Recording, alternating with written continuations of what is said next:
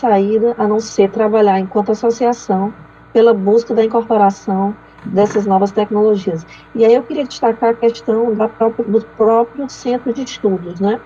O centro de estudos, ele pode trabalhar em conjunto com a ANAF, em conjunto com a gestão da AGU, dando suporte científico para a incorporação dessas tecnologias, né?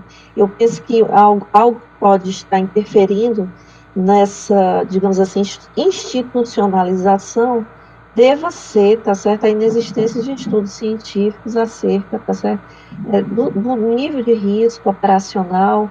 Eu acho que nesse ponto a própria, né, o Centro de Estudos pode trabalhar em conjunto com a gestão da AGU para que a gente consiga, né, incorporar, ajudar a implementação desse tipo de trabalho.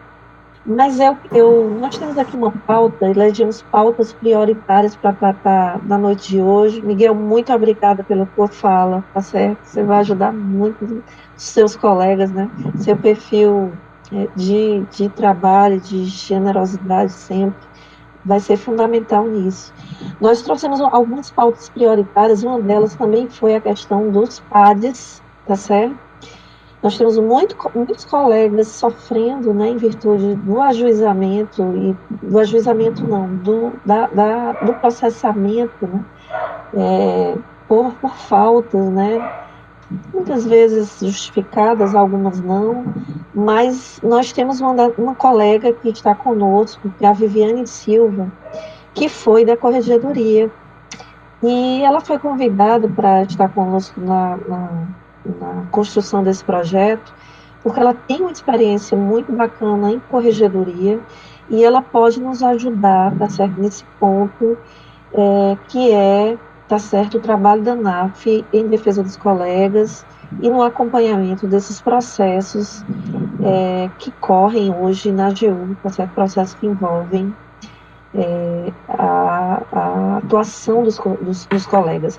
É fato que a elevação do número de trabalho expõe os colegas a um risco maior na execução do trabalho, e eu queria ouvir a nossa colega Viviane. Viviane, você está aqui conosco? Estou. Tudo teu ladinho aqui na minha tela. Você não me viu? Boa noite. Boa noite, Viviane. Boa noite, Isabel. Você conosco, viu? É um prazer. Prazer é todo meu. Né? Você é uma colega qualificadíssima também. E eu sei que vai fazer um trabalho sensacional na coordenação da carreira de advogado da União, patrocinada por você, viu? Muito obrigada. Eu vou aproveitar e começar a falar pelo que o Miguel pontuou sobre as teses, né, das correções, porque, assim, disciplinarmente, todas as carreiras, tirando o procurador da Fazenda Nacional e advogados da União, que estão sujeitos à Corregedoria Geral, os procuradores do Banco Central estão sujeitos ao Banco Central e os procuradores federais à DAD. E o que o Miguel falou da discrepância de julgamentos, isso realmente não dá para se aceitar atualmente, quando os trabalhos, as atuações são de integrantes de carreiras de uma única instituição maior, que é a Advocacia Geral da União. Então, uma das coisas muito importantes que a gente batalhe e que nós acompanhemos bem de perto é um banco de precedentes administrativos, coisas que possam ser utilizados por todas as áreas disciplinares. Enquanto não houver uma junção, por um impedimento da lei complementar, né, a lei complementar ainda coloca a Corregedoria Geral para atuar disciplinarmente, só quando estiverem atuando advogados da União e procuradores da Fazenda, mas, assim, um banco de precedentes equivalente para atitudes ou infrações que estejam sendo processadas, abertura de PAD em razão de infrações semelhantes, perda de prazo ou algo assim, que pouco importa se é na PGF, no âmbito das autarquias, da administração direta, ou mesmo do Banco Central, que seja dado um tratamento equitativo, né? Que possa ser dado assim, se for uma suspensão, que tenha de tanto a tanto para tanto de tantos dias a tantos dias, por exemplo, para determinada infração. Porque o que nós vemos hoje na Corregedoria Geral, pelo menos no âmbito da Corregedoria Geral, que foi onde eu trabalhei, e hoje ainda tenho uma pequena tarefa lá, embora eu esteja na ANTAC, é que não existe uma segurança jurídica. E isso é ruim tanto para a instituição quanto para o acusado do PAD, né? Isso eu vejo. Então, assim, porque qualquer um de nós está sujeito, sim. No ano passado, inclusive, colegas que atuaram em comissões de PAD sofreram verificação preliminar por coisas pontuais. Assim, que isso não não era o comum e não era usual, mas, enfim, comissão de PAD também pode errar, não é o caso. Mas o que tem que ter é uma continuidade, as pessoas saberem assim, determinadas práticas levam a determinadas consequências, e isso ainda, a meu ver, não está tão claro. Isso realmente tem que ser um norte. Não é difícil de conseguir fazer um banco de precedentes administrativos, né? Eu vejo na associação, a ANAF já vem atuando muito em prol dos associados, dos colegas em geral. Que a ANAF, na verdade, quando tem algo assim mais coletivo, não... Por exemplo, se há um aumento de PADs fora do normal, vai avaliar, ele não vai olhar simplesmente, só vai em prol do associado, não, vai uma coisa mais coletiva, como de fato aconteceu recentemente, né, o Marcelino entrou, pediu uma audiência com a AGU por ofício, teve uma nota que isso até foi publicada, e foi atendido, ele teve a audiência para levantar essas dúvidas do porquê, para olhar melhor o porquê de PADs, determinadas situações que antes se punia com suspensão, começou a demissão de uma hora para outra, e isso é muito importante, isso já é um acompanhamento mais de perto. E o que nós, na associação, precisamos aprimorar é, principalmente os coordenadores de carreiras, já que nós é que vamos ter um contato mais próximo com os colegas associados de cada carreira, né? Eu, se for o caso, que é o coordenador de advogado da União, de procurador federal, do Banco Central e da Fazenda Nacional, que eles consigam passar para os associados, que são um canal bem próximo e ativo para qualquer queixa, qualquer necessidade até de acolhimento de alguém que esteja, por exemplo, respondendo a uma verificação preliminar, que é um procedimento anterior ao PAD, ou mesmo sendo acusado em PAD, que eles tenham, assim, um canal rápido para procurar. Estou sofrendo um PAD, a quem recorrer? Já saber que pode contar com o coordenador da sua carreira, procurá-lo, e o coordenador pode passar para o jurídico, ter, assim, um procedimento, fluxograma rápido, para que se possa já olhar, acompanhar e prestar um devido assessoramento, seja extrajudicial, acompanhando numa audiência, ou assessorando durante todo o processo ou para atos específicos, ou mesmo judicial, se for necessário. Então, eu vejo que a gente pode, sim, dar, e deve, né? Porque sofrer um PAD não é fácil. Claro que há pessoas que precisam ser punidas e o PAD serve para isso, para ver, fazer toda a acusação, a parte de provas, e depois chegar a uma conclusão e passar para a autoridade que vai julgar. Mas, assim, de todo jeito, o associado ele tem direito a ter um acolhimento, não deve ser fácil, né? Estar ali, de repente, estou respondendo ao PAD, o que fazer? Então, já saber que tem a quem recorrer, que é a associação, que existe já uma viabilidade boa e já um fluxo para que possa ajudá-lo é muito bom. E não só em PADs, para quem responde a PADs, mas também colegas que possam estar sofrendo nas suas prerrogativas, alguma forma de abuso. É o outro lado. É o colega que está lá trabalhando e, de repente, sei lá, o chefe manda trocar o parecer, que essas coisas ainda acontecem. A gente acha que não, mas olha, ao invés de pegar o parecer, olhar, não concorda, reprova, passa para outro, conforme a portaria 1399 antiga, não, tem chefe que fica em cima, querendo que troque, e às vezes constrange, e às vezes o colega que é constrangido não consegue se impor. Então, assim, também as prerrogativas, eu acho que é uma outra atuação importante que nós podemos nos dedicar mais. Já se dedica, viu? Eu já pude observar a ANAF nessa gestão em ação, muito clara, muito positiva e muito eficaz. E nós temos que continuar e aprimorar. E eu me disponho a isso, sim, com muita alegria. Vivi, obrigada. Eu adorei a tua fala quando você fala, tal, minha amiga, e o acesso rápido do associado. Talvez mais um link, talvez mais uma ferramenta dentro do app da ANAP que a gente possa inserir. Eu tenho conversado muito com o nosso Tiago, que vai ficar com a diretoria de comunicações, porque uma das coisas que a gente precisa fazer vai ser o aprimoramento dos canais de comunicação entre o associado e a diretoria da ANAF. E eu acho que nós podemos criar um espaçozinho para esse tipo para esse pedido de socorro, né? Normalmente é um momento muito delicado que os colegas vivem, realmente. Eu já sofri um procedimento preliminar por denúncia absolutamente injusta de um juiz de direito que, que se sentiu ofendido porque eu fiz a defesa da União contra ele em 3 processos, depois ele se voltou contra mim nas minhas, né, uma determinada atuação, ele me denunciou à Corregedoria da AGU e ao TCU por multa aplicada contra a União, num caso de descumprimento de decisão pelo órgão, não por mim. Mas eu tive que me justificar e realmente é extremamente constrangedor.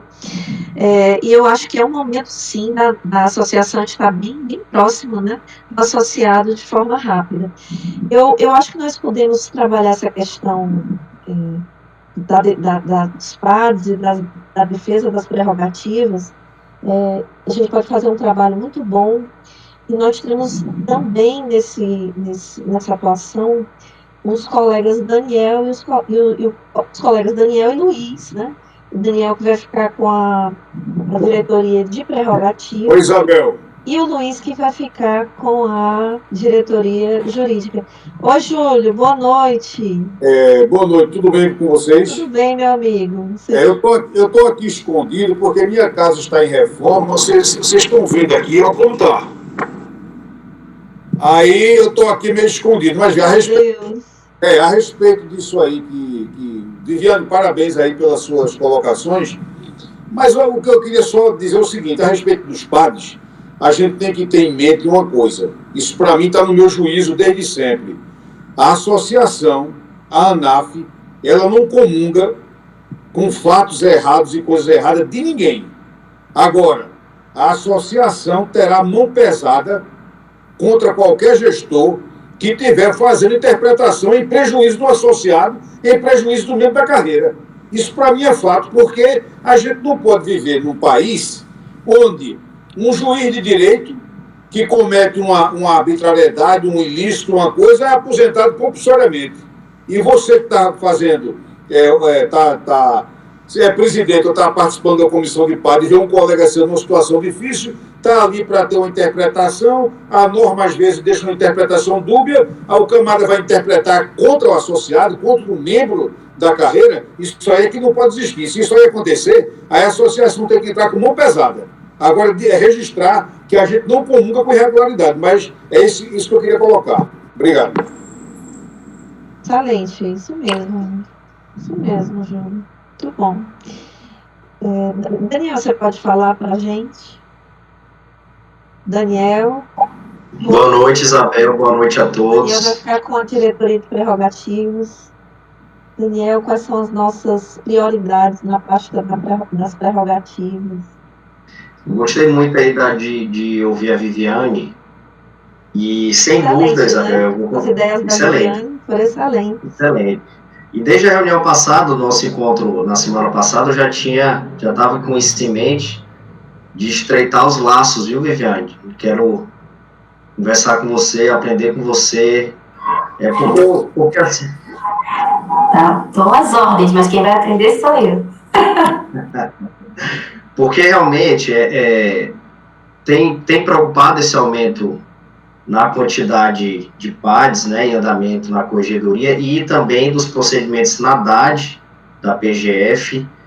Desde o ano passado que a gente tem conversado isso aqui no meu estado, tenho conversado com o Marcelinho, com outros membros da diretoria da ANAF, sobre o real aumento, se digamos assim, isso precisa ser investigado primeiro, antes da gente da gente pensar numa solução é saber se esse aumento decorre de uma mudança de mentalidade, na mudança dos gestores nos últimos anos, se existiam algumas demandas represadas e essas demandas, por conta dessa alteração de gestão, começaram a ter uma tramitação mais acelerada e talvez, como disse aí o Júlio, principalmente no âmbito da corregedoria, um aumento nas punições. Então, se isso é uma mudança de orientação na própria gestão.